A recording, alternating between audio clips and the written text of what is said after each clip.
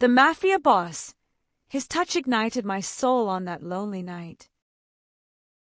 I stood alone in the Cornerstone Gallery on Charles Street in Boston's Beacon Hill, surrounded by paintings no one had come to see. Rain hammered against the windows. My simple black dress felt like a costume for a performance that never happened. The gallery owner had already left. I was gathering my coat when the door opened. He walked in like he owned the world, tall and muscular, with dark hair dripping rain. His expensive wool coat clung to his powerful frame. I caught glimpses of tattoos at his collar and wrists.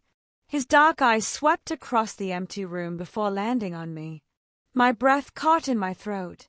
He moved toward my painting titled Waiting for Dawn and stopped. The air between us felt charged. Dangerous. Electric. "Tell me about this one," he said, his voice carrying a hint of French-Canadian accent that made my pulse race. Something shifted in my chest. Something I thought had died 2 years ago suddenly came back to life. His presence overwhelmed me, terrified me, awakened me.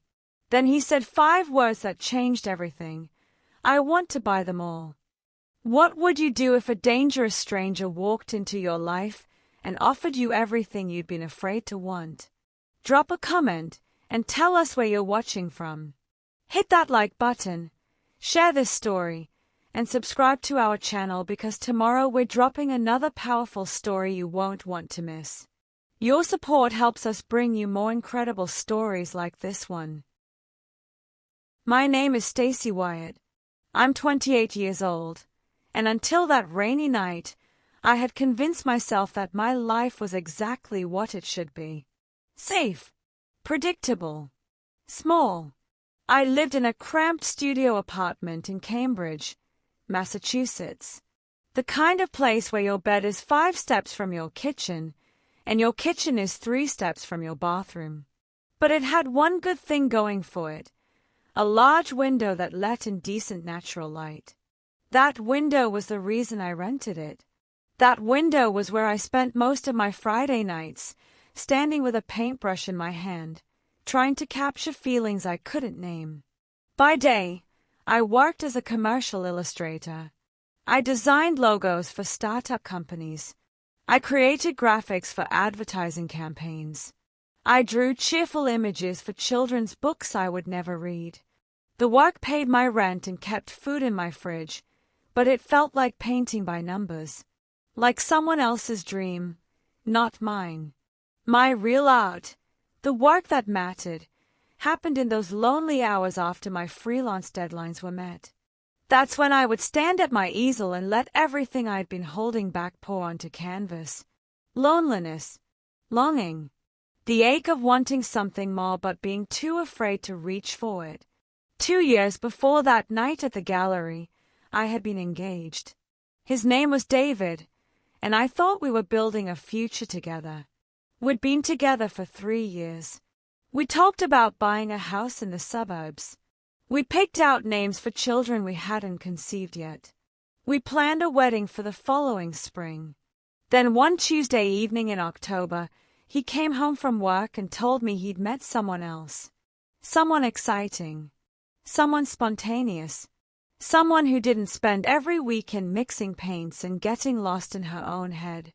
"You're too careful, Stacey," he said as he packed his bags. "You never take risks. You never do anything unexpected. I need someone who makes me feel alive." I watched him leave and felt something inside me shut down. Not just my heart, but something deeper. My belief that I was capable of inspiring passion in another person. My faith that I could be someone's first choice instead of a safe option. For months after he left, I barely painted at all. When I finally picked up a brush again, everything I created looked like grief. Dark colors, solitary figures, women waiting for something that never came. But slowly, over those 2 years, the paintings evolved. They became less about sadness and more about questions. What was I waiting for? Why was I so afraid? What would happen if I stopped playing it safe? The idea for the solo exhibition came from a gallery owner I met at a local art fair. She saw my work and said it spoke to her. She offered me a showing at the Cornerstone Gallery in Beacon Hill. It felt like validation. Like maybe David had been wrong about me. Like maybe I wasn't forgettable after all. I spent 3 months preparing. I created 23 new paintings. I poured everything into them. Every lonely Friday night. Every question I'd been too afraid to ask. Every dream I'd been too careful to chase. I titled the collection Between Dusk and Dawn because that's where I felt I'd been living. In that gray space between giving up and moving forward. I bought a simple black dress for the opening. Nothing fancy, but it made me feel elegant. Professional. Like an artist people might take seriously. I practiced what I would say when collectors asked about my work. I rehearsed my artist statement until it sounded natural instead of nervous. The morning of the exhibition, I woke up excited. This was my moment. My chance to prove that I was more than just a commercial illustrator churning out corporate graphics. More than just the woman someone had left behind for being too boring. But the storm came that evening. Heavy rain that kept people home. The gallery owner kept checking her phone, assuring me that people would still come. They were just waiting for the weather to clear. Nobody came. By 8 o'clock, the cheese platter sat untouched. The champagne had gone flat. The gallery owner made apologetic sounds and left early.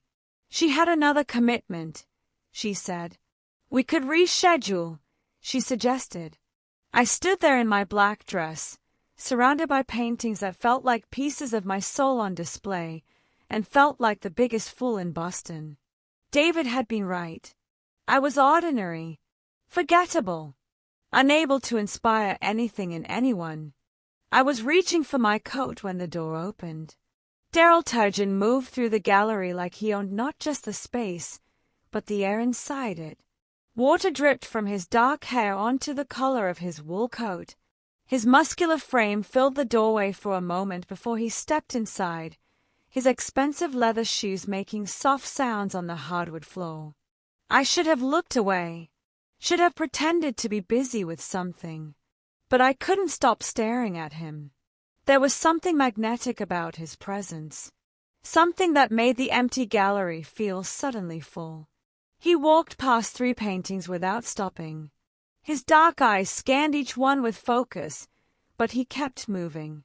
When he reached Waiting for Dawn, he stopped completely. The painting showed a woman standing at a window, her figure outlined against the feist light of morning. I'd painted her in shades of blue and gray, her posture suggesting both hope and exhaustion. Like she'd been waiting all night for something that might never come. Daryl stood there for what felt like minutes, just looking. Not the quick glance most people give art before moving on. Real looking. The kind that sees. Tell me about this one, he said without turning around. His voice carried that French-Canadian accent that made ordinary words sound interesting. I walked closer, my heels clicking on the floor.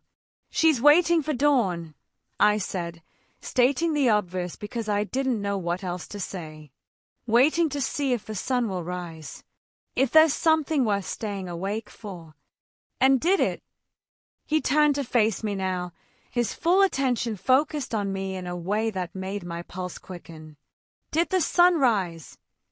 I don't know, I admitted.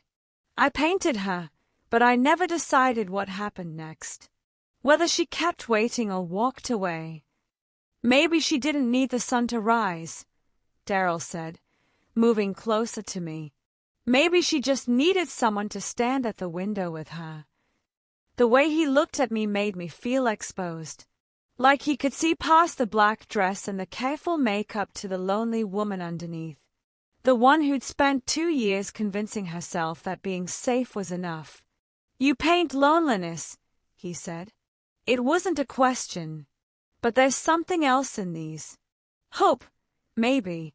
Or at least the memory of it. No one had ever understood my work like that. Not David. Not the gallery owner.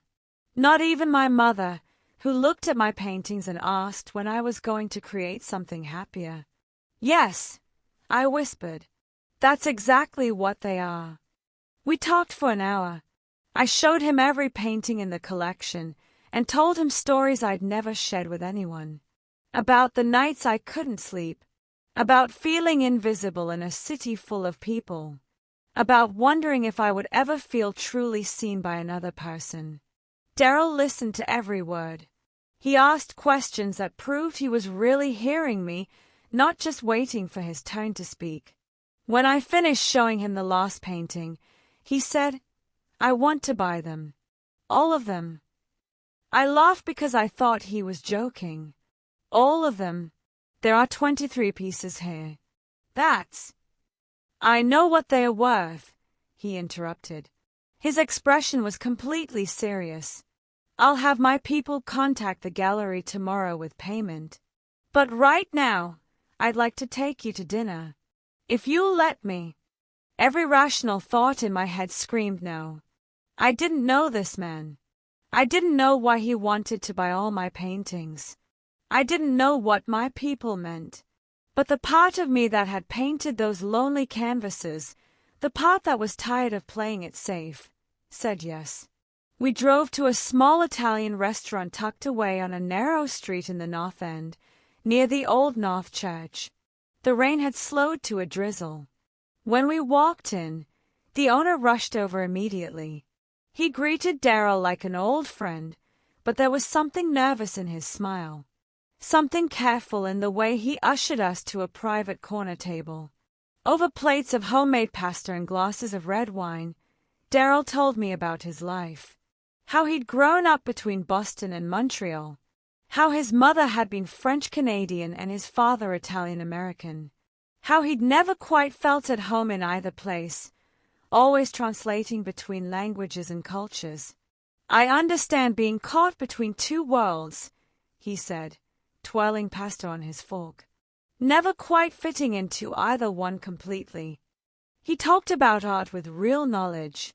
He'd been to the Louvre in Paris, the Uffizi in Florence, the Prado in Madrid.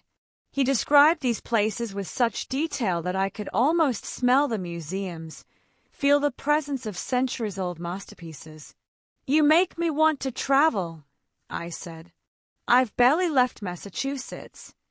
Then we'll have to change that, he said, and the way he said we made my stomach flip. When dinner ended, he walked me to my beat-up Honda Civic. It looked ridiculous parked next to his sleek black Mercedes. The rain had stopped completely, leaving the streets wet and shining under the streetlights. "Can I see you again?" he asked, and there was something vulnerable in the question. Like my answer actually mattered to him. "Yes," I said. He leaned in and kissed me. Gentle at first, questioning. When I kissed him back, he deepened it. His hands cupped my face with a tenderness that contradicted everything about his powerful presence. I felt something ignite in my chest. Something that had been cold for 2 years suddenly burning hot. When we finally pulled apart, both breathless, I knew my life had just changed completely. I didn't know who Daryl Turgeon really was. I didn't know what I was getting myself into. But for the first time in 2 years, I felt completely, electrically alive. The next 3 weeks felt like living inside a dream I didn't want to wake up from. Daryl appeared at my Cambridge apartment 2 days after our first dinner, just as the sun was starting to rise. He stood at my door with 2 cups of coffee and a smile that made my heart skip. "Get dressed," he said. "I want to show you something."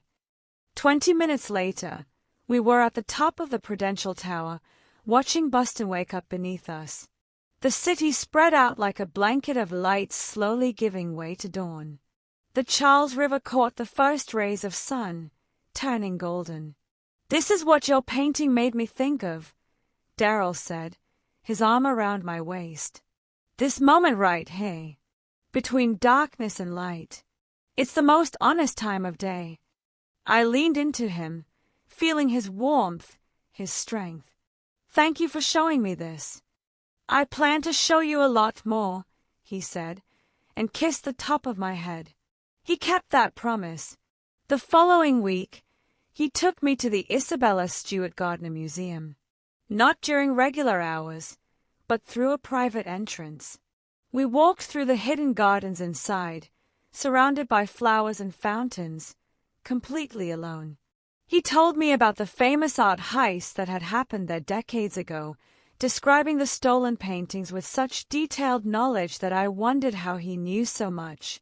"Rembrandt, Vermeer, Manet," he said, stopping in front of empty frames that still hung where the stolen paintings once were. "Millions of dollars in art, gone in 81 minutes. Never recovered." "That's sad," I said, touching one of the empty frames. "All that beauty, hidden away somewhere, never seen again." "Maybe," Daryl said thoughtfully, "or maybe someone's looking at those paintings every day, loving them in private. Sometimes the most valuable things need to be protected from the world." The way he said it made me feel like he was talking about more than just art. A few days later, he surprised me with tickets to Symphony Hall. We had an entire box to ourselves. When the orchestra began playing Tchaikovsky, Daryl reached for my hand. He held it through the entire performance, his thumb tracing circles on my palm. The music washed over us, romantic and sweeping, and I felt tears on my cheeks without knowing exactly why I was crying. "You feel things deeply," Daryl whispered, wiping my tears with his thumb. "That's not a weakness. That's your gift." On a Saturday afternoon, he drove us up the coast to Gloucester. We walked along the rocky beaches, the Atlantic Ocean crashing against the shore. The wind whipped my hair around my face. Daryl held my hand to steady me on the uneven rocks. "My mother loved the sea," he said, staring out at the water. "She used to paint watercolors of the ocean. Nothing fancy. Just small paintings she'd do on Sunday afternoons. She said the water was different every time you looked at it. Always changing. Always surprising you." "Do you still have her paintings?" I asked. "A few," he said quietly. "She died when I was 16. I keep them in my office. Sometimes I look at them and try to remember what her hands looked like holding a brush." I squeezed his hand, and he pulled me close. We stood there for a long time, listening to the waves, neither of us needing to say anything. Everything about Daryl transformed my art. The paintings I started creating during those weeks were completely different from anything I'd done before. Bold reds instead of cautious blues. Vibrant yellows instead of careful grays. I painted movement and passion and joy. Things I was feeling for the first time in years. Daryl would come to my cramped studio apartment and watch me work. He'd sit on my bed, completely still, just observing. The way he looked at me while I painted made me feel beautiful. Fascinating. Like I was creating magic instead of just mixing colors on canvas. "You get this expression when you're working," he said one evening. "Everything else disappears for you. It's just you and the canvas and whatever you're trying to say." "Is that good or bad?" I asked, not stopping my brush strokes. "It's perfect," he said. "You're perfect." The chemistry between us grew stronger every day. Stolen kisses in museum corridors. His hands tangling in my hair while we waited for coffee. The way he'd pull me against him when we watched the sunset, like he couldn't stand any space between us. Every touch felt electric. Every kiss left me wanting more. But there were things I couldn't ignore. Things that didn't quite fit. His phone would ring at odd hours, and he'd step away to answer in rapid French. His voice would change completely during those calls. Harder. Colder. The warm man who held my hand through symphonies would disappear, replaced by someone I didn't recognize. Sometimes he'd vanish for a day or two without explanation. He'd return with expensive gifts and apologies, but never real answers about where he'd been. I started noticing men following us at a distance when we went out. Men in dark suits who kept their eyes on Daryl constantly. Bodyguards, I realized, though he never acknowledged them. People treated him strangely everywhere we went. Restaurant owners who seemed nervous despite their smiles. Shop clerks who rushed to help him. Strangers who looked away quickly when he made eye contact.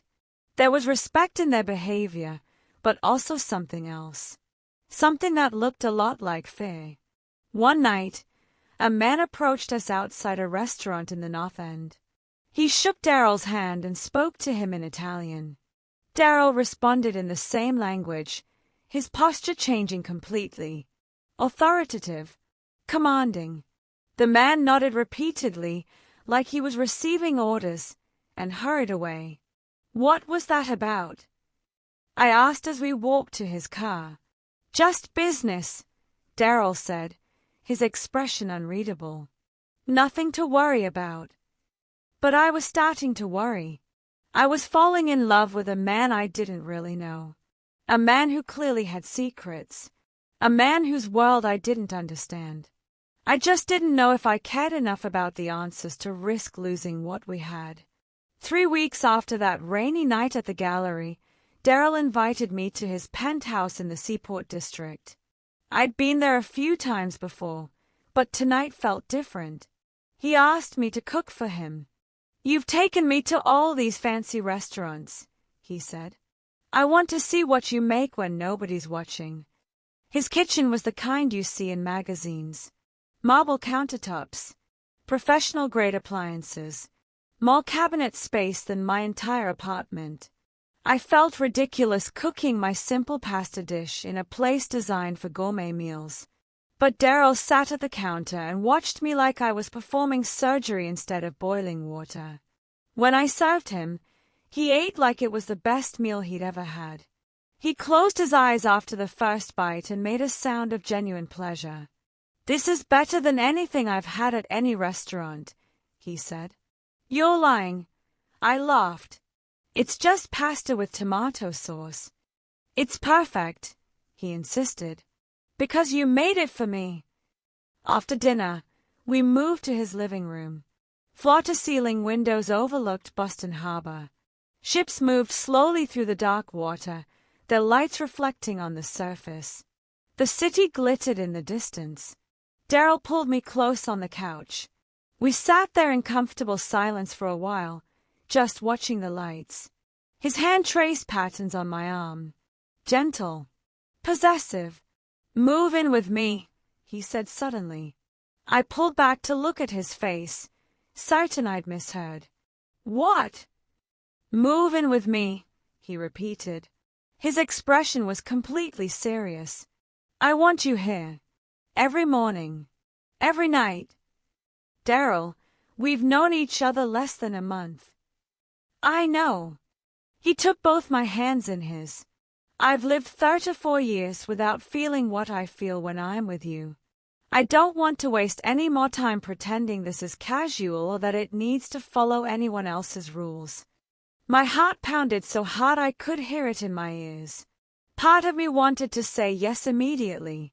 But the logical part, the part that had been noticing all the strange details about his life, pushed back. "I don't even know what you do for a living," I said. "How can I move in with someone when I don't know basic things about their life?" Something shifted in his expression.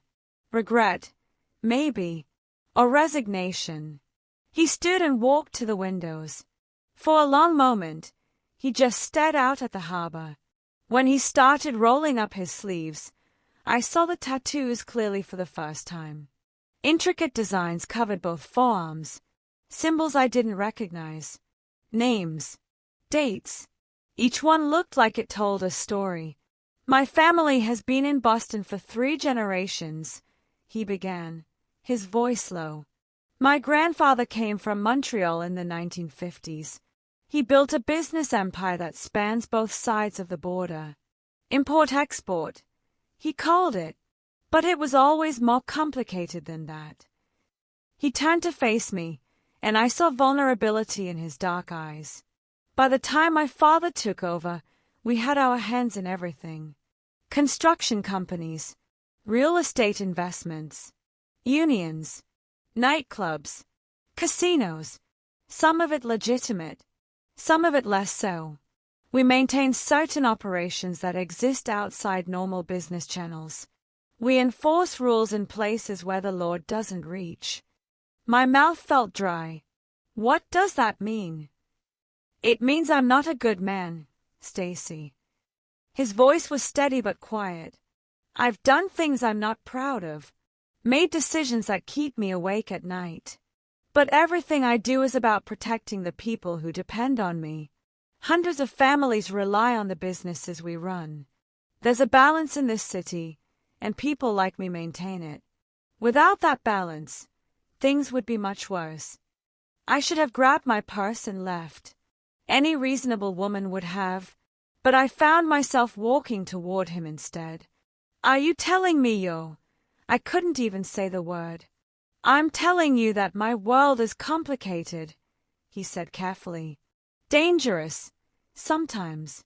There are people who would hurt you just to get to me. People who see you with me and make assumptions about what that means.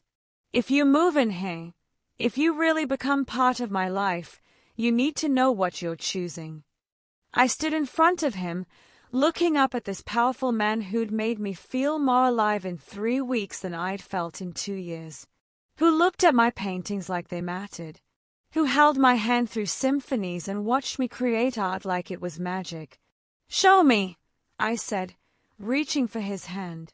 Show me who you really are. All of it. His fingers tightened around mine. Are you sure? I'm tired of playing it safe, I said. Show me your world, Daryl. Let me decide for myself. He pulled me into his arms, holding me so tight I could barely breathe. I'll spend every day trying to deserve you, he whispered into my ear. I swear it. I moved forward because turning back felt like choosing to stop breathing. Yes, Daryl's world was complicated. Yes, there were risks. But the alternative was returning to my cramped studio apartment and spending the rest of my life wondering what could have been. Daryl introduced me to his world slowly, carefully, like someone teaching a child to swim. First the shallow end, then gradually deeper. The first place he took me was a nightclub in downtown Crossing. From the outside, it looked like any upscale Boston club. Inside, it was elegant, expensive, the kind of place where people came to be seen. But it was the way people treated Daryl that told the real story. The moment we walked in, every staff member straightened. The manager rushed over immediately. Patrons at the bar glanced our way, some nodding respectfully, others quickly looking away. Mr. Turgeon, the manager said, slightly out of breath. We didn't know you were coming tonight. Your usual table is occupied, but I can. We're fine at the bar, Vincent, Daryl said calmly. Just wanted to show my girl the place. Vincent's eyes flicked to me, assessing. Of course, anything you need, anything at all. We sat at the bar, and Daryl ordered us drinks. Around us, I could feel eyes watching. Not hostile, exactly. Just aware, constantly aware of where he was and what he was doing. This is one of ours, Daryl explained quietly. We own 6 clubs like this across the city. Legitimate businesses that employ good people and give them benefits. Over the following weeks, I met his inner circle. Men with names like Tony and Luca and Jean-Marc. Men with hard faces and harder reputations. They treated Daryl with absolute loyalty and treated me with careful respect. Not because they liked me, but because I was his. She's important to the boss, I overheard one of them say. That means she's important to us. But Daryl also showed me the other side. The side most people never saw. He took me to a construction site in South Boston where one of his companies was building affordable housing. He walked through the site in a hard hat, greeting workers by name, asking about their families. These men didn't fear him. They respected him because he paid fair wages and fought to keep their union strong. My grandfather believed that if you take care of people, they take care of you, Daryl explained as we watched the construction. These families depend on this work. That matters more than profit margins. We visited his elderly aunt in a nursing home in Brookline. She was 92 and had dementia. Sometimes she recognized Daryl. Sometimes she thought he was her late husband. He sat with her for hours, holding her hand, speaking to her in gentle French. He wiped her mouth when she drooled. He brushed her thin white hair. He was patient and tender in ways that broke my heart. "She raised me after my mother died," he said on the drive home. When my father was too busy building the empire to notice I existed, Aunt Marguerite made sure I did my homework and ate vegetables and knew I was loved. One Saturday afternoon, he took me to a basketball court in Dorchester. A group of teenagers were playing, and when they saw Daryl, they rushed over. He'd taken off his expensive watch and rolled up his sleeves, tattoos on full display. "Coach D," one kid shouted. "You coming to play or just watch?" Daryl grinned. "Let's see if you've been practicing that jump shot I taught you." For the next hour, I watched this powerful man who controlled so much of Boston's underground laugh and joke with kids who clearly adored him. He coached them patiently, encouraged them, told them to stay in school and stay out of trouble. "I grew up on these courts," he said later, slightly out of breath. "Could have gone down some really dark paths, but someone gave me a chance, believed I could be more than my last name. I tried to do the same for them." Sunday mornings became my favorite time. Daryl would make coffee, and we'd sit on the balcony overlooking the harbor. He'd read poetry to me. Neruda, Whitman, Rumi. His deep voice made every word sound like a personal promise. "I want to do with you what spring does with the cherry trees," he read from Neruda, then looked up at me. "That's what you do to me, Stacey. You make me bloom in places I thought were dead." One evening, we were back on that couch where he'd first asked me to move in. Ships moved slowly through Boston Harbor. The city lights reflected on the dark water. His arm was around me, and I felt completely safe, completely home. "I love you," he said quietly. The words hung in the air between us. Simple, true, heavy with meaning. I turned to look at him, and his eyes were vulnerable in a way I'd rarely seen. This man who commanded respect and fear from so many people was looking at me like I held his entire world in my hands. "I thought I was too broken for this," he continued. "Too damaged. Too far gone. My father used to say that men like us don't get happy endings. We get power and money and respect, but not love. Not real love." I believed him for 34 years. He cupped my face in his tattooed hands. "But you walked into that gallery on the worst night of your life, and somehow you saved me on mine. You look at me like I'm capable of being good, like my past doesn't define everything about my future. You make me want to be the man you see when you look at me." Tears streamed down my face. I couldn't speak past the emotion clogging my throat, so I kissed him instead. Poured everything I felt into that kiss. All the love I'd been too afraid to name. All the gratitude for him seeing me, choosing me, loving me. When we finally broke apart, both breathless, he rested his forehead against mine. "I love you too," I whispered. "So much it terrifies me." "Good," he said, smiling. "We can be terrified together." The charity gala at the Museum of Fine Arts was in February, one of those glittering Boston events where money and power dressed up in tuxedos and evening gowns and pretended to care about art education. Daryl had insisted on buying me a dress. Midnight blue silk that hugged my body in ways that made me feel like someone else entirely. Someone sophisticated. Someone who belonged in rooms like this. "You're stunning," he said when I came out of the bedroom. He looked devastating in his black tuxedo, his dark hair perfectly styled, his tattoos hidden beneath expensive fabric. The museum was transformed for the event. Champagne flowed. A string quartet played in one corner. Boston's elite moved through the galleries, making small talk and writing checks that would ease their consciences for another year. But I quickly realized this wasn't just Boston's elite. Daryl's world was there too. I recognized some of the men from his inner circle, dressed in suits that couldn't quite hide what they were. Politicians shook hands with men who controlled things politicians preferred not to acknowledge. Old money mingled with new money that came from sources nobody discussed openly. It was a dance. Everyone playing their parts. Everyone pretending not to notice the lines being crossed. Daryl was charming and attentive.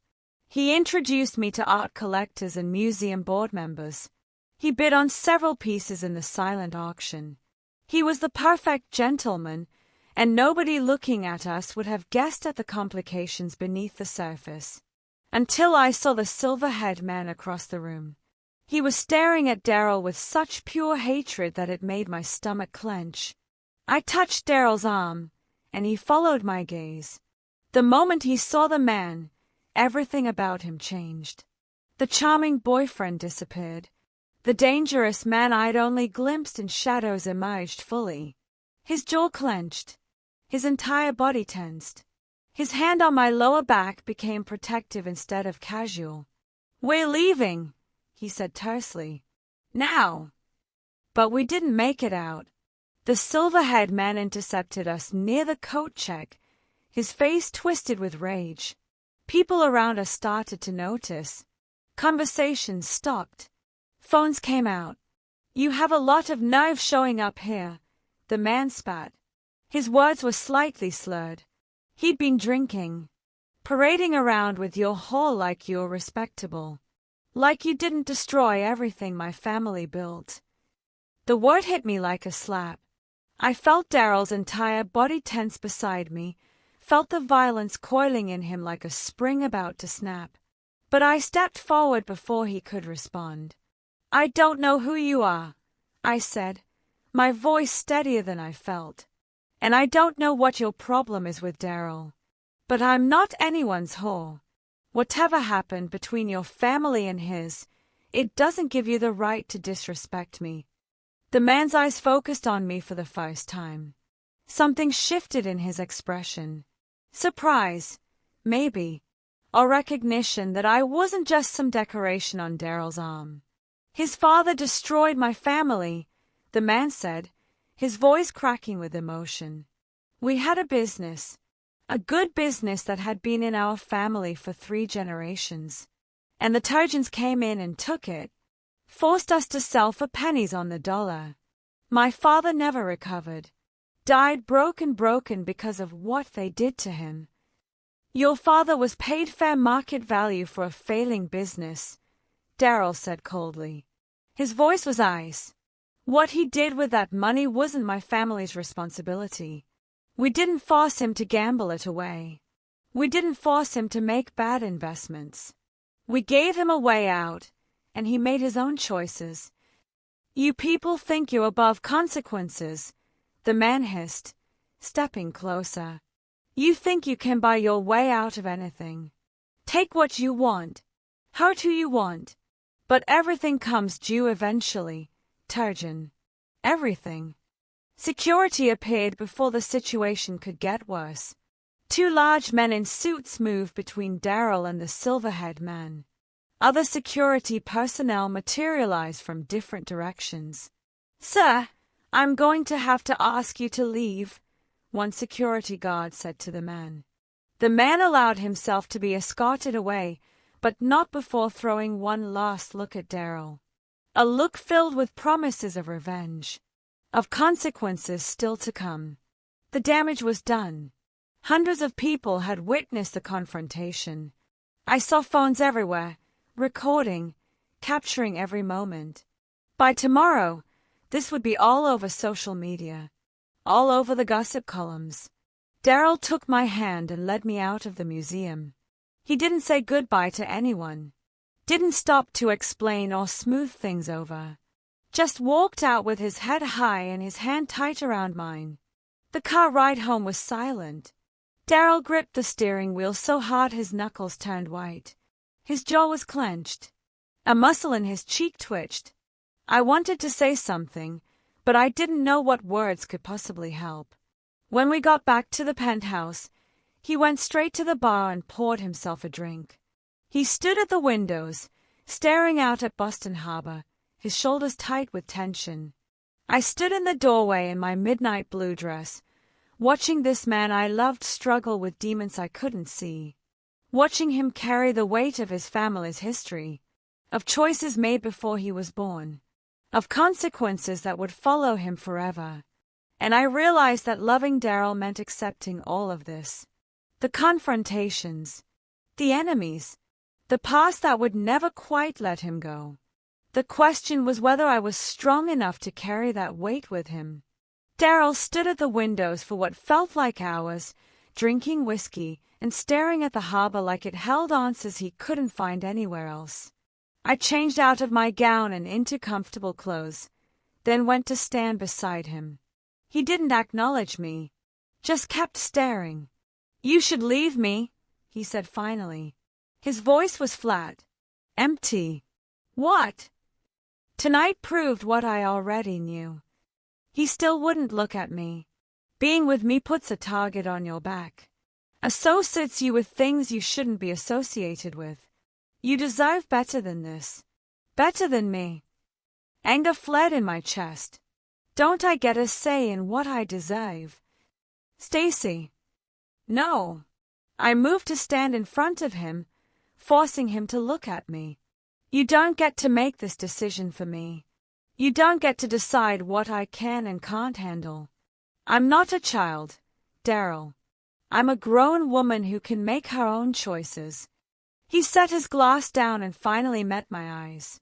You don't understand what you're choosing. Then help me understand, I said.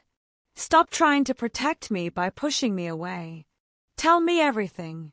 All of it. Let me make an informed decision. He was quiet for a long moment, his dark eyes searching my face. When he spoke again, his voice was raw with emotion. I was 8 years old the first time I saw my father hurt someone, he began. Really hurt them. A man who owed money, who'd been given chances and warnings. My father took me to a warehouse and made me watch while his men broke the guy's fingers. One by one. He screamed, begged, promised he'd pay. And when it was over, my father looked at me and said, "This is what it means to be a Turgeon. Sometimes you have to be the monster so everyone else can sleep at night."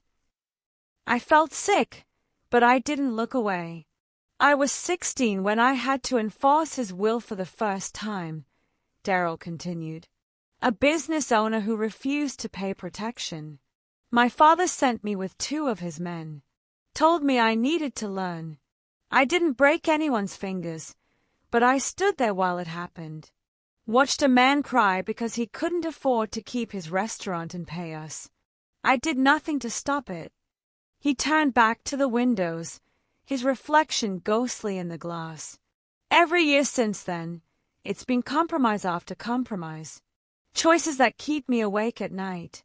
I've hurt people who probably didn't deserve it. I've taken things that weren't mine to take. I've maintained power through fear and force. And I tell myself it's necessary.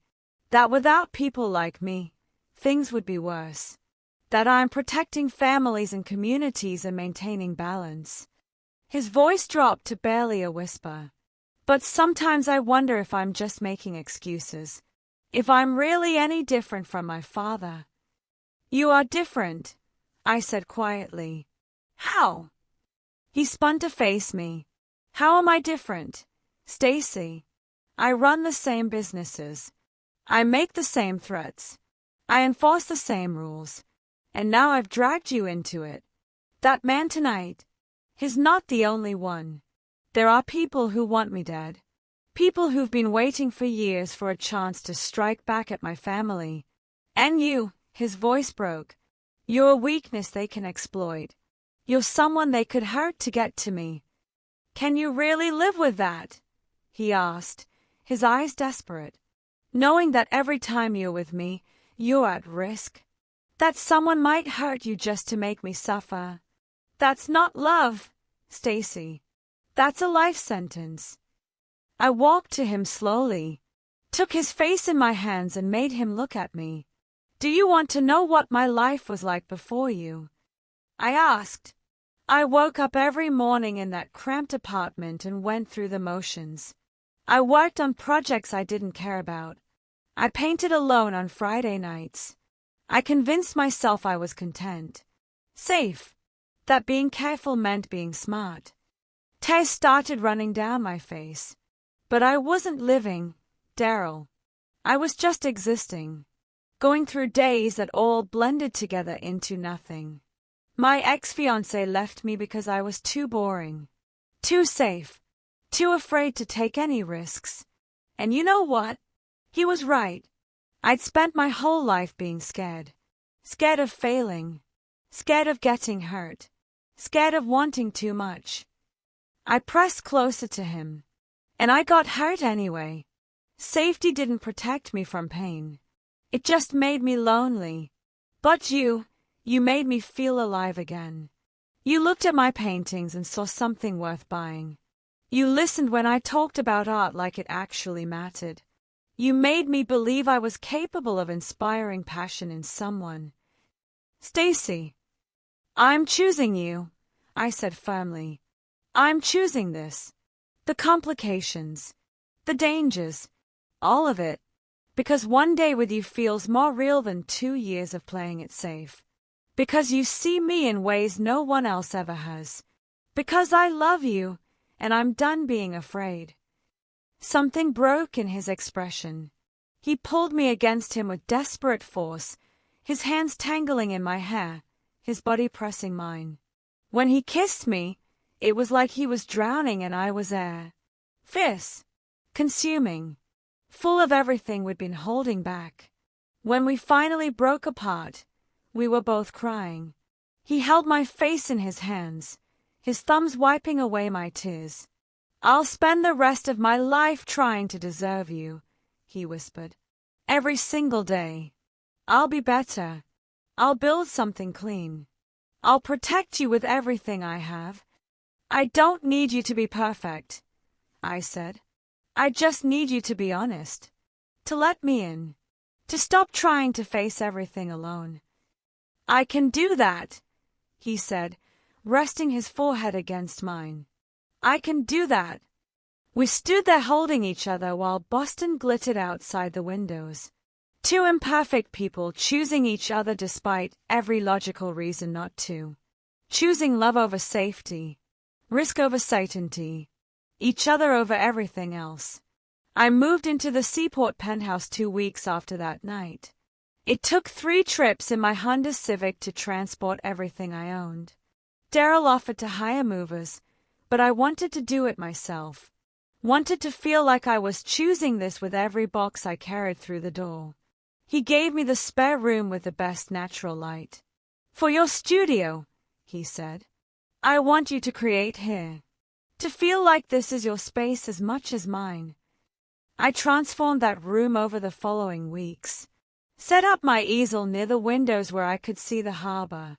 Organized my paints and brushes and canvases. Hung some of my older work on the walls. It became my sanctuary. The place where I could lose myself in color and form and forget about everything else. Daryl commissioned me to create murals for 3 of his nightclubs. He gave me complete freedom to paint whatever I wanted. I created massive pieces that covered entire walls. Bold, vibrant, full of life and movement. People started talking about them. Art critics came to the clubs just to see my work. Gallery owners called asking if I had pieces available for sale. My art was gaining attention in Boston's gallery scene, and it felt surreal, like I was living someone else's life. But I was also learning to navigate Daryl's world. The subtle hierarchies, the unspoken rules, the way power flowed through handshakes and quiet conversations in corners. I learned which men were truly loyal and which ones were just afraid. I learned when to speak and when to stay silent. I learned that in Daryl's world, respect was everything, and showing weakness could be fatal. Meeting his extended family was overwhelming. We went to his grandmother's house in the North End on a Sunday afternoon. The place was packed with aunts and uncles and cousins. So many cousins. They all spoke rapid Italian and French, switching between languages mid-sentence. They studied me with sharp eyes, assessing, judging, trying to figure out if I was good enough for their Daryl, if I was strong enough to handle what being a Turgeon meant. His grandmother was 90 years old and barely 5 feet tall. She sat in a chair like a queen on a throne while family members brought her food and drinks and kisses on her weathered cheeks. When Daryl brought me to her, she took my hand in her papery thin fingers and stared at me for a long moment. Her eyes were still sharp despite her age. "You have good eyes," she said in heavily accented English. "You see him. Not just what he is. Who he is. That is Ray." She patted my hand and nodded to Daryl. "This one, you keep." It felt like a blessing. Like acceptance into something bigger than just a relationship, into a family, a legacy, a world. But life with Daryl wasn't all family gatherings and art commissions. There was darkness too. Nights when he came home with blood on his knuckles and shadows in his eyes. Times when he'd wash his hands in the sink for 10 minutes, scrubbing like he could wash away more than just blood. He had nightmares sometimes. I'd wait to find him sitting on the edge of the bed, his powerful frame shaking, sweat covering his skin. He never told me what he dreamed about, but I'd hold him until the trembling stopped, until he could breathe normally again. "I'm sorry," he'd whisper into the darkness. "You shouldn't have to see me like this." "I want to see all of you," I'd reply, "even the broken parts. Especially the broken parts." But there were far more moments of light than darkness. Weekend trips to his family's estate in the Berkshires. We'd hike through forests painted in autumn colors, the leaves crunching under our feet. At night, we'd make love in front of massive stone fireplaces, the warmth of the fire nothing compared to the heat between us. Quiet evenings in the penthouse where he'd cook elaborate French meals his mother had taught him. He'd move around the kitchen with confidence while I painted, and would talk about everything and nothing. Our dreams, our fears, the future we were building together. Early mornings walking along Castle Island, watching the sunrise over Boston Harbor.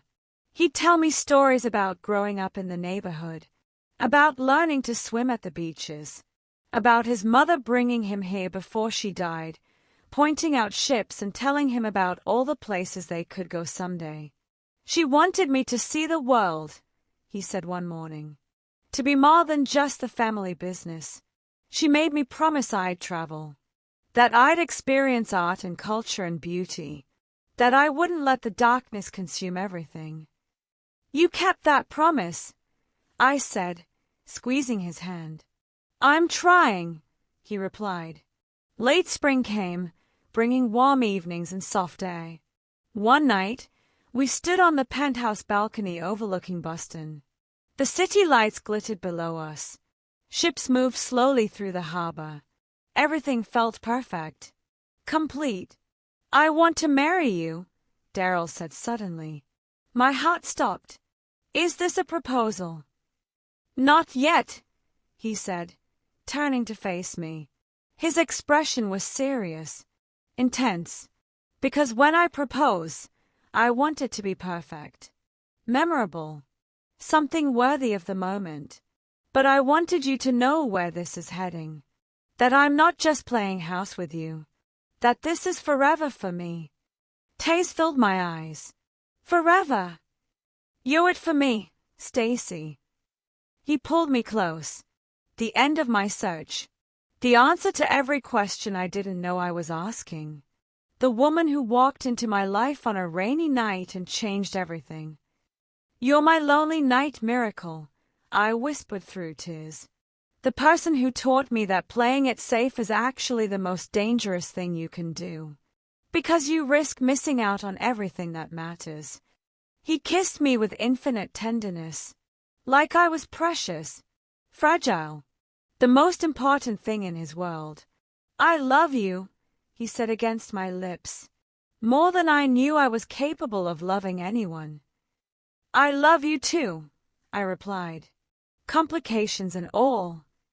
We stood there holding each other while Boston stretched out beneath us. Two people who'd found each other in the darkness and chosen to build something beautiful in the light. 2 months passed, and Daryl became secretive. He'd disappear for hours with vague explanations about meetings. His phone rang constantly, conversations conducted in hushed tones in other rooms.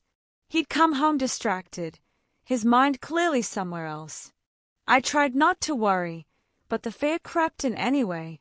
After the confrontation at the gala, I couldn't help wondering if his enemies were closing in.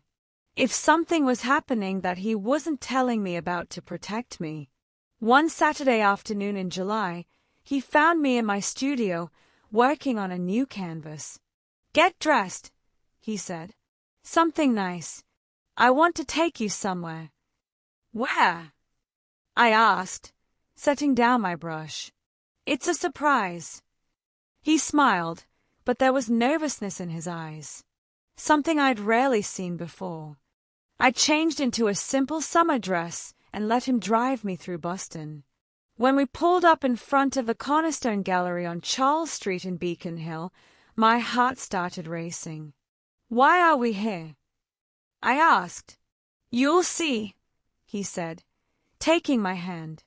The gallery was empty when we walked in. Completely empty.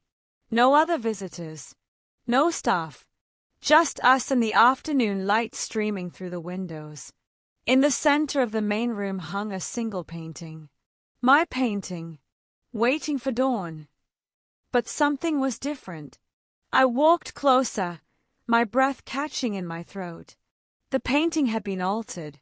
Extended. Where there had been just one figure at the window, now there were two. A man stood beside the woman, his hand reaching for hers. Both of them silhouetted against the breaking dawn, no longer alone. What did you do? I whispered. Daryl came to stand beside me. You asked her what she decided, whether she would keep waiting or walk away. I thought maybe she decided that the waiting was over. That dawn had finally come, and it looked like this. Two people finding each other in the darkness and choosing to face the light together. I turned to him, tears already streaming down my face. He was on one knee, a ring box open in his hand. The diamond caught the light from the gallery windows, throwing sparkles across the white walls. Stacey Wyatt, he began, his voice thick with emotion. You saved my life without even knowing it.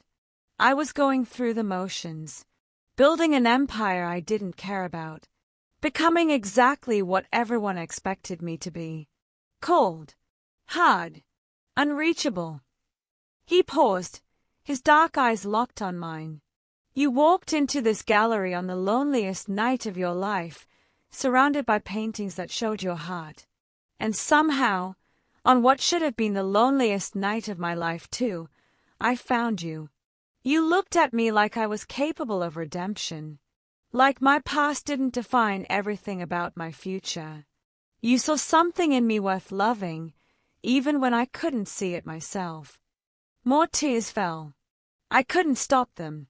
You chose me when you had every reason to walk away, he continued. You stood beside me through confrontations and complications. You learned my world and didn't run from it. You made me want to be better, to build something worth passing on. to deserve the way you look at me." His voice cracked. "I want to spend the rest of my life earning that look. Owning your choice. Being the man you see when you look at me. Will you marry me, Stacey? Will you let me stand beside you at that window forever?" "Yes," I sobbed. "Yes, 1,000 times yes." He stooped and slipped the ring onto my finger. It fit perfectly, like it had been made specifically for my hand. The diamond sparkled in the afternoon light. Beautiful, timeless, proof that this moment was real. Daryl pulled me against him and kissed me. Deep, passionate, full of promise. I kissed him back with everything I had, tasting my own tears, feeling his heart racing against mine. When we finally broke apart, both of us were crying. He held my face in his tattooed hands, his thumbs wiping away tears that just kept falling. "I love you," he said, "more than I thought I was capable of loving anyone. You're my everything, Stacey. My light, my reason, my home." "I love you too," I whispered. "You're my lonely night miracle. The person who walked through that door and changed my entire world." We stood there in the empty gallery, wrapped in each other's arms, while sunlight streamed through the windows. The painting of two figures watching the dawn together hung on the wall behind us. No longer just my story. Now our story. He planned this for weeks. All those mysterious meetings had been about commissioning an artist to alter my painting, about renting the gallery for the afternoon, about creating this perfect moment that tied together the beginning of our story with the promise of our future. "How did you know?" I asked. "That this is exactly what I would have wanted." "Because I know you," he said simply. "I see you, Stacey. Always." I looked at the ring on my finger, then at the man who'd given it to me.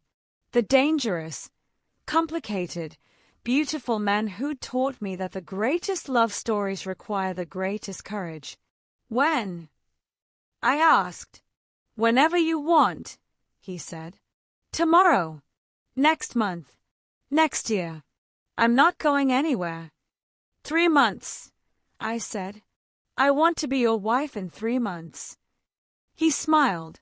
3 months it is. 3 months later, on a crisp October afternoon, we stood in a small historic chapel in Newport, Rhode Island. The chapel was simple but beautiful, with tall windows that looked out over the Atlantic Ocean. Waves crashed against the rocky shore, their rhythm like a heartbeat beneath the ceremony. His family filled one side of the chapel. Aunts and uncles from the North End, cousins from Montreal, men from his inner circle in dark suits, their hard faces softened for the occasion. His grandmother sat in the front row, dressed in elegant black, her sharp eyes missing nothing. My family filled the other side. My mother, my 2 sisters, aunts and uncles who'd driven up from Connecticut, college friends who'd known me before David, before the loneliness, before I'd convinced myself I was ordinary. 2 very different worlds coming together. Boston's underground meeting suburban normalcy. Power and danger sitting beside safety and convention. But somehow, in that chapel overlooking the ocean, it all made sense. My mother had been crying since she helped me into my dress that morning. Simple ivory silk that flowed like water. Nothing fancy. Nothing that tried to be more than it was. Just beautiful in its simplicity. "I'm so happy for you, honey," she kept saying through tears. "He looks at you like you hung the moon." Now, as I walked down the aisle toward Daryl, she was crying again. Happy tears this time. Tears of relief that her daughter had found someone who truly saw her. Daryl stood at the altar in a perfectly tailored black suit. His dark hair was styled back from his face, showing the strong lines of his jaw, the intensity of his eyes. When I met his gaze, everything else disappeared. The guests, the ocean, the weight of our complicated lives. Just him and me in this moment. His eyes filled with tears as I approached. Daryl Turgeon, the man who controlled so much of Boston's underground, was crying at the sight of me in a wedding dress. His hands trembled slightly when I placed mine in his. "You're so beautiful," he whispered, "just for me. I can't believe you're about to be my wife." The ceremony was simple. We'd chosen traditional vows with a few personal touches. When it came time to exchange rings, Daryl's grandmother stood slowly. One of his cousins helped her walk to where we stood.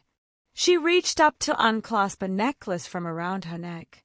It was delicate gold with a small pendant shaped like a dove. Her fingers shook as she held it out to me. "This was my mother's," she said in her heavily accented English. "Passed to me on my wedding day. Now I pass to you. You are family now. You are Turgeon." Tears streamed down my face as she fastened the necklace around my neck. The pendant rested against my heart, warm from her skin. It felt like a blessing, like acceptance, like coming home to a family I'd chosen and who'd chosen me back. "Thank you," I whispered, kissing her weathered cheek. She patted my face and returned to her seat, satisfied. We turned back to the officiant and spoke our vows. Daryl went first, his deep voice steady despite the emotion in his eyes. "I promise to see you, always," he said. "To cherish your light even in my darkest moments. To protect your dreams and support your art. To be honest with you, even when the truth is complicated. To choose you every day, for the rest of my life. You are my redemption, Stacey, my second chance at being good. And I will spend every moment proving I deserve you." My turn. I took a deep breath and spoke from my heart. "I promise to stand beside you through whatever comes," I said. "To see all of you, the darkness and the light, and love every part. To be brave when you need me to be. To create beauty in the spaces between your struggles. To choose passion over safety, always. You taught me that being alive means taking risks. You are my greatest risk and my greatest reward. I choose you, Daryl, today and always." As I spoke those words, I thought about that rainy night at the gallery. How close I'd come to giving up. How certain I'd been that my life was small and insignificant. That I would never inspire real passion in anyone.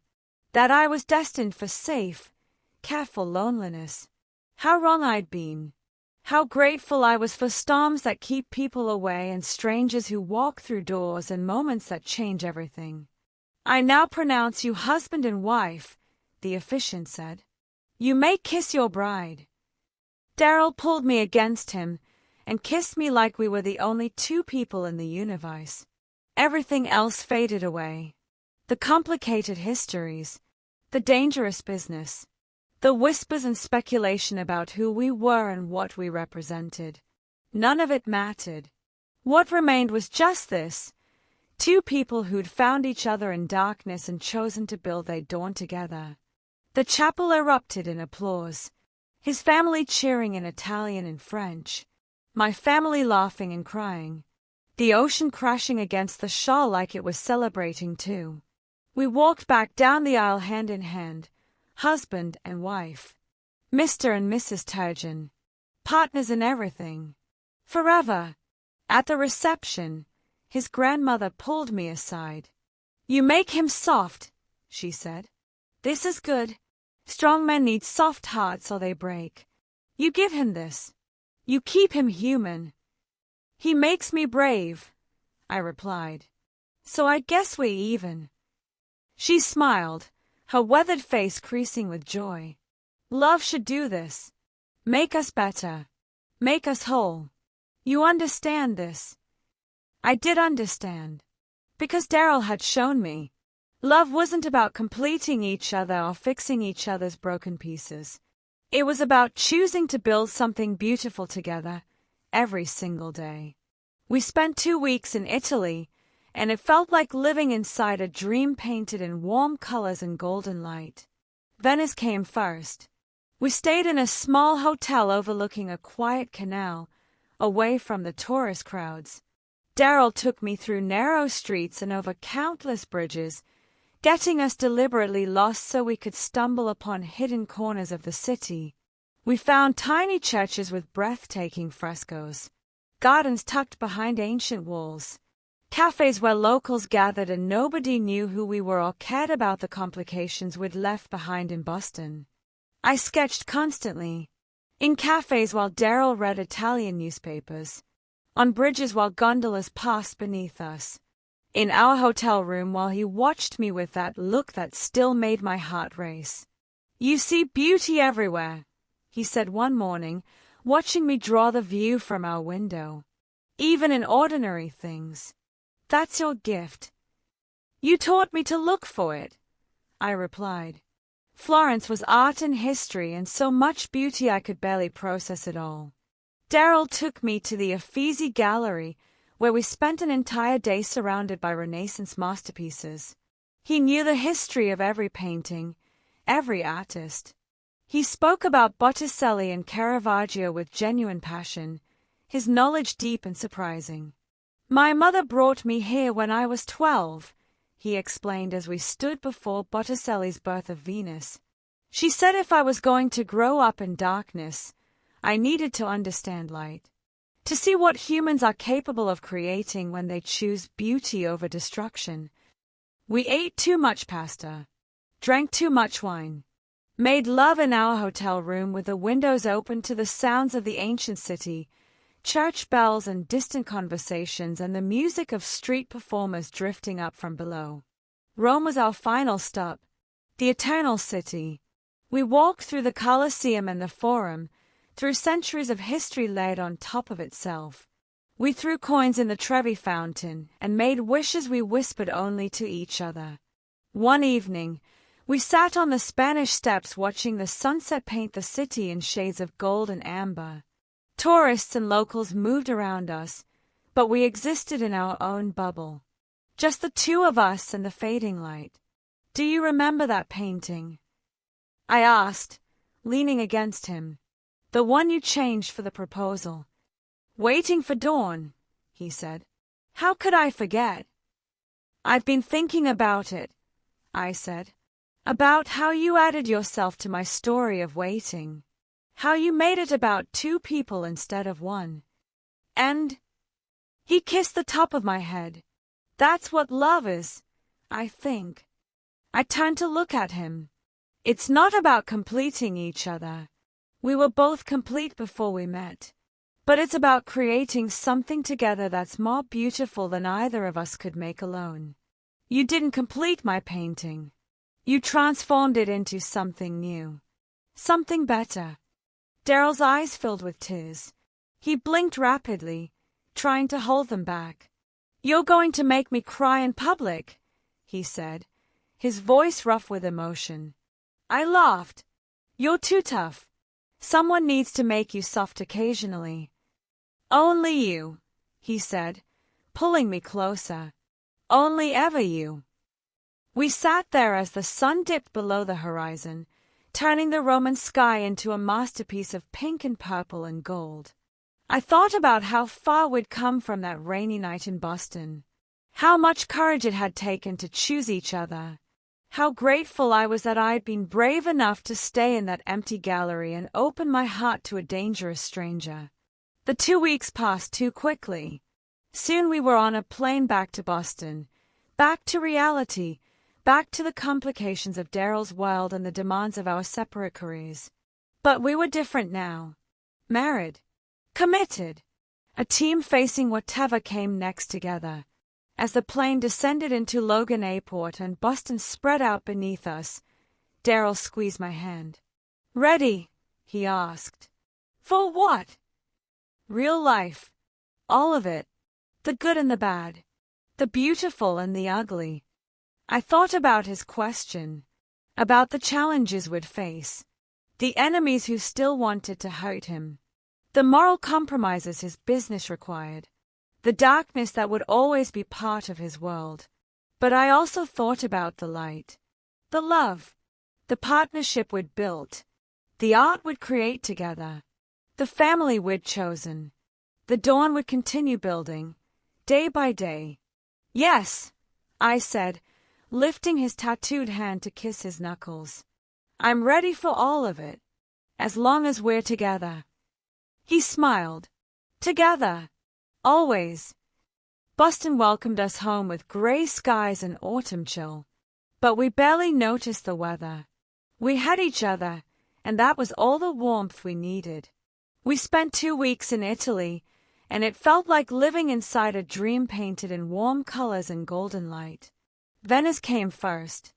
We stayed in a small hotel overlooking a quiet canal, away from the tourist crowds.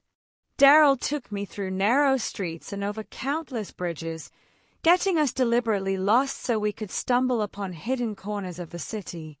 We found tiny churches with breathtaking frescoes, gardens tucked behind ancient walls, cafes where locals gathered and nobody knew who we were or cared about the complications we'd left behind in Boston.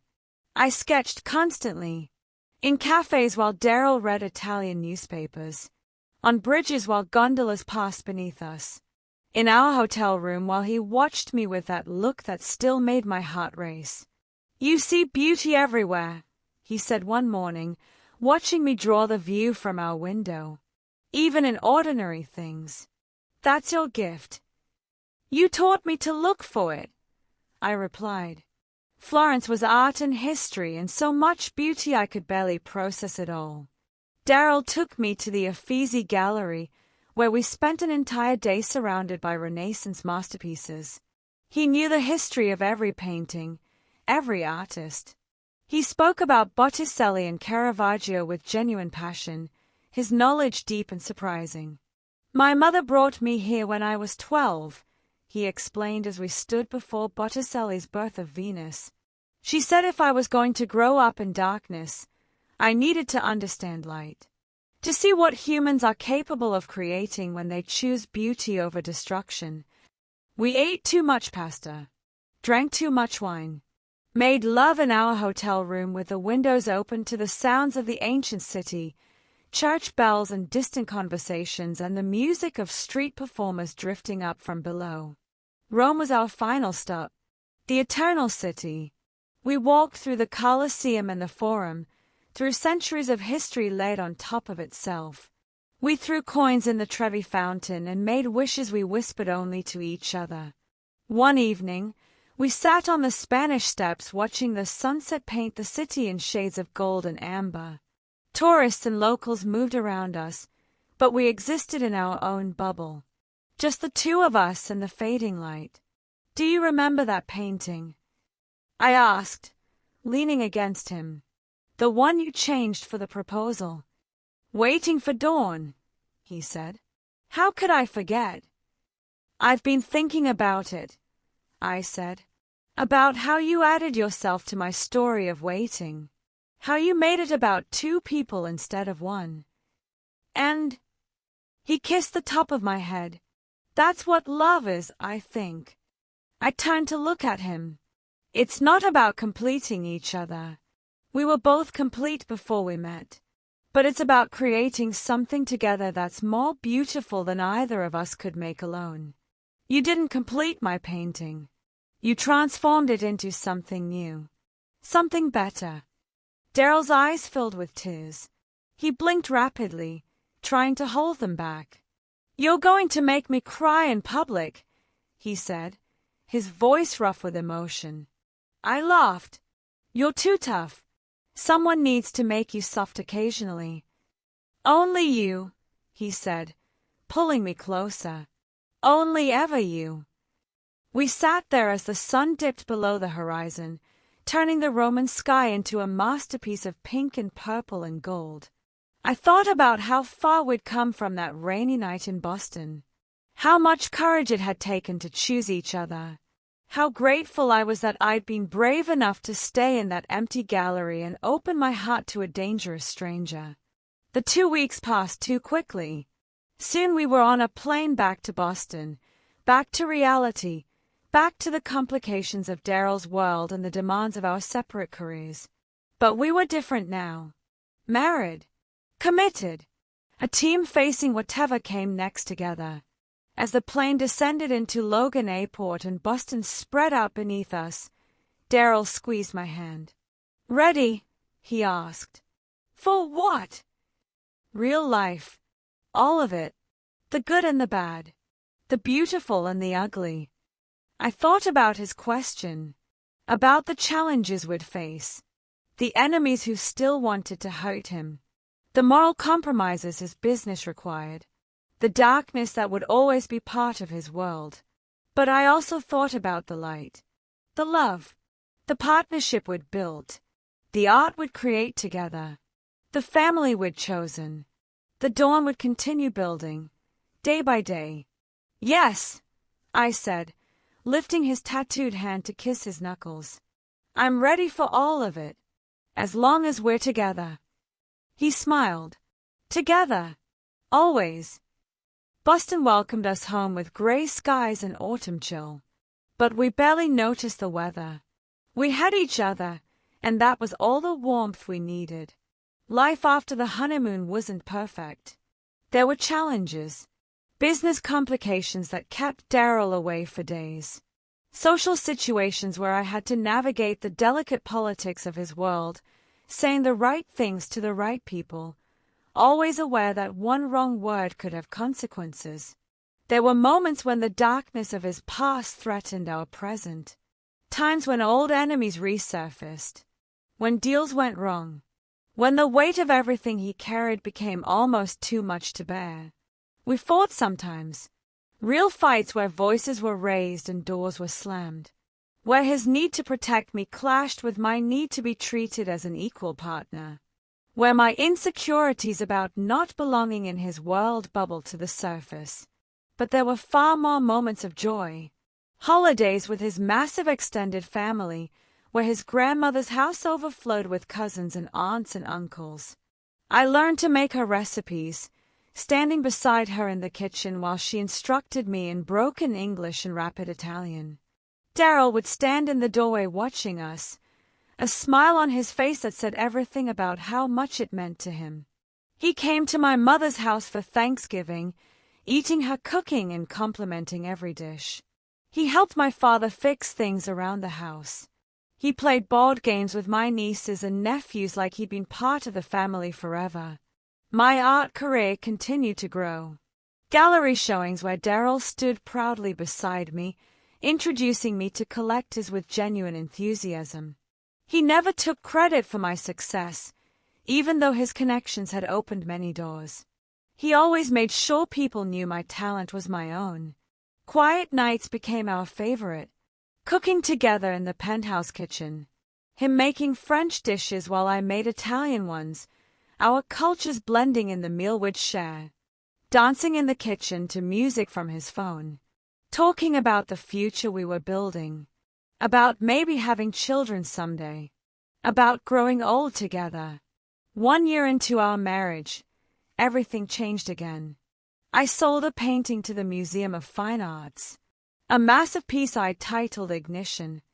It showed two figures intertwined, their bodies creating patterns of light against a dark background. You couldn't tell where one person ended and the other began. They were separate but connected, individual but unified. The curator told me it spoke to the transformative power of love, how connection with another person can illuminate aspects of ourselves we never knew existed. How two people can create light in darkness simply by choosing each other. The unveiling was on a Friday evening. The museum was packed with art critics, collectors, and media. Daryl stood beside me in an impeccable dark suit, his tattooed hands holding mine. Those hands that had held weapons and signed contracts and done things I chose not to think about too deeply. Those same hands that held me gently every night. That traced my face like I was art worth studying. "You did this," he whispered as we stood before my painting. "You took all that loneliness and turned it into something beautiful." "We did this," I corrected, squeezing his hands. "You ignited something in me that night at the gallery. Something I thought had died but was really just waiting for the right person to bring it back to life. He pulled me close, not caring that we were in a crowded museum with dozens of people watching. "You're my masterpiece," he said loud enough for everyone to hear. "The greatest work of art I'll ever be associated with." People around us smiled. Some took photos. Others looked away, giving us a moment of privacy in the public space. We walked through the museum hand in hand afterward, reflecting on how drastically life had changed. From that rainy evening when I'd stood alone in an empty gallery, convinced I was ordinary and forgettable, convinced I would never inspire real passion in anyone, Daryl had taught me I was capable of so much more, capable of choosing passion over safety, of embracing complexity instead of running from it, of loving deeply despite the risks. Our story wasn't a fairy tale. There was no neat ending where everything worked out perfectly. His world remained complicated and sometimes dangerous. My insecurities didn't magically disappear. We struggled sometimes, worked at our relationship the way everyone does. But what we had was real. We'd chosen each other with clear eyes, knowing all the challenges we'd face. And every day, we continued choosing each other, continued building our dawn together, moment by moment, choice by choice. Years later, when art students would ask about the inspiration behind my work, I'd think about that lonely night, about the touch that had ignited my soul, about the dangerous man with gentle hands who taught me that the biggest risk isn't loving too much, it's not loving enough. I'd smile, remembering how it all began with simple courage, staying in an empty gallery on a rainy night, opening my heart to a stranger who would become my everything. The most extraordinary love stories begin in the most ordinary moments. A door opening, a man entering, a touch that changes everything. You just have to be brave enough to let it happen. Stacey and Daryl's story reminds us that true love requires courage. The courage to be vulnerable after heartbreak, to choose passion over safety, to embrace someone completely despite complications and darkness. Sometimes the person who awakens our soul appears when we least expect it, in our loneliest moments, and transforms everything. Their journey proves that the greatest risk in life isn't loving too deeply. It's never allowing ourselves to love at all. Thank you so much for watching this story. If it touched your heart, please hit that like button and share it with someone who needs to hear this message. Don't forget to subscribe to our channel because tomorrow we're bringing you another powerful love story you absolutely won't want to miss. Drop a comment below and tell us where you're watching from. Your support means everything to us and helps us continue bringing you these incredible stories. We'll see you in the next one.